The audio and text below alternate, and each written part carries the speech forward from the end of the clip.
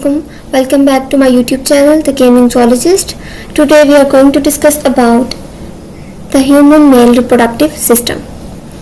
सबसे पहले हम डायग्राम को स्टडी करते हैं. ये है एक मेच्योर स्पर्म. सबसे पहला रीजन इसका जो आउटर रीजन इसको एक्रोसोम बोला जाता है. नेक्स्ट रीजन जो है हेड रीजन होता है जिसके अंदर न्यूक्लियस होता है. स्पर्म के 3 मेन पार्ट होते हैं, हेड, मिड पीस और टेल. हेड रीजन हमने डिस्कस कर लिया, उसके अंदर एक्रोसोम और हेड होता है, हेड के पास न्यूक्लियस होता है. अब जो मिड बॉडी है, मिड बॉडी के अंदर जो मिड पीस है उसे बॉडी बोला जाता है और इसके अंदर माइटोकॉन्ड्रिया होता है जो कि इसको सपोर्ट करता है, इसको एनर्जी प्रोवाइड करता है जब ये फीमेल बॉडी के अंदर जाता है एग तक पहुंचने के लिए. उसके बाद जो लास्ट पार्ट है उसको बोलते हैं फ्लैजिलम. वो है टेल. टेल के अंदर होता है फ्लैजिलम. फ्लैजिलम जो है वो काफी सारे फ्लैजिला से मिलकर बनती है. तो एक मेच्योर स्पर्म है जिसके 3 पार्ट्स हैं, हेड, मिड पीस और टेल. नेक्स्ट जो है ये हमारे पास टेस्टिस का एक सेक्शन है जिसमें सबसे पहले ये स्टार्ट होता है सेमिनिफेरस ट्यूब्यूल से. सेमिनिफेरस ट्यूब्यूल्स जो है वो जब मर्ज होना शुरू होती हैं तो एक नया स्ट्रक्चर बनाती है जिसको रेटिटेस्टिस बोला जाता है. अब जो रेटिटेस्टिस है उसके बाद जो नेक्स्ट रीजन है वो एफिरेंट डक्ट्यूल्स है. एफिरेंट डक्ट्यूल्स है वो बिल्कुल भी मर्ज नहीं हुआ एक ब्रांच सा सिस्टम है जिसके अंदर ट्यूब्स जा रही हैं. अब यही जो एफिरेंट डक्ट्यूल्स हैं ये आगे जाकर मर्ज होना शुरू हो जाएंगी जिसे एपिडिडाइमिस कहा जाता है. एपिडिडाइमिस के आगे 3 फंक्शन है और ये फंक्शन हम आगे लेक्चर में डिस्कस करेंगे. फिर ये जो एपिडिडाइमिस है आगे एक बिल्कुल ट्यूब की फॉर्म में जा रहा है और एट द टिप जाके एंड हो रहा है जिसे डक्टर डिफरेंस बोलते हैं. डक्टर डिफरेंस के भी अपने फंक्शन है, ये सब हम आगे लेक्चर में डिस्कस करेंगे. फिर इसके बाद ये एक सेक्शन है जो कि सेमिनिफेरस ट्यूब्यूल का है. सबसे पहले जो आउटर जो रीजन है सेमिनिफेरस ट्यूब्यूल का उसके अंदर होते हैं इंटरस्टाइटल सेल्स.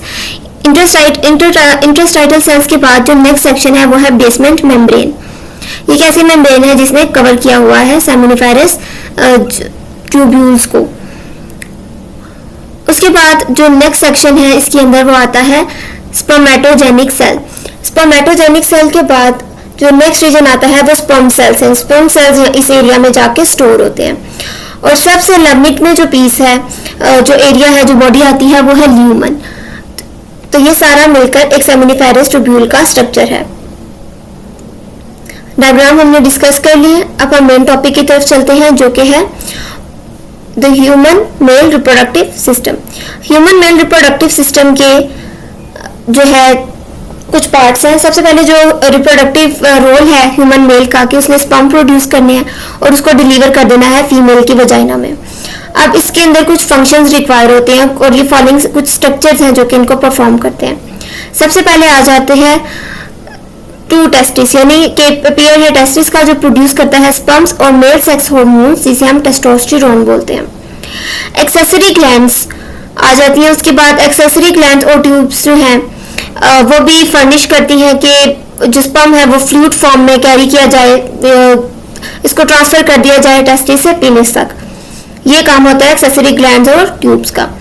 अब ये जो फ्लूइड आता है ऐसे एक्सेसरी ग्लैंड्स वगैरह के साथ और स्पर्म्स के साथ इस सब को हम कलेक्टिवली कहते हैं सीमन. एक्सेसरी डक्ट जो है वो स्टोर करती हैं और कैरी करती हैं सिक्रीशंस को. ऐसी सिक्रीशन जो कि टेस्टिस से रिलीज होंगी और एक्सेसरी ग्लैंड्स को भी ये साथ में सिक्रीट जो है स्टोर करती हैं और सिक्रीट करती हैं पेनिस की तरफ. और सबसे लास्ट पर आ जाता है पेनिस. पेनिस क्या है? वो डिपॉजिट करता है सीमन को वजाइना की तरफ ड्यूरिंग सेक्सुअल इंटरकोर्स. इसके अलावा जो है पेनिस का दूसरा काम ये है कि वो यूरिनेशन के प्रोसेस में भी इन्वॉल्व